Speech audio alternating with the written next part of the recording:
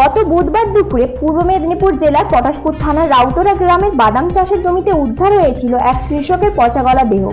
সেই ঘটনার তদন্তে নামে পটাশপুর থানার পুলিশ। তদন্তে উঠে আসে এক চাঞ্চল্যকর তথ্য। পটাশপুরের পৌর শিবমণ্ডলের ছেলে সম্পত্তির লোভে নিজের বাবাকে খুন করে, পরে সে মৃতদেহ লোপাটের চেষ্টা করে। শুক্রবার দুপুর 12টায় পটাশপুরে খুনের অভিযোগ স্বীকার করল বড় ছেলে সঞ্জয় মণ্ডল। বাবার সাথে সম্পত্তি নিয়ে বচসা হয় বড় ছেলের সঙ্গে। সেই সময় বাঁশ দিয়ে আঘাত করে বাবাকে খুন করে।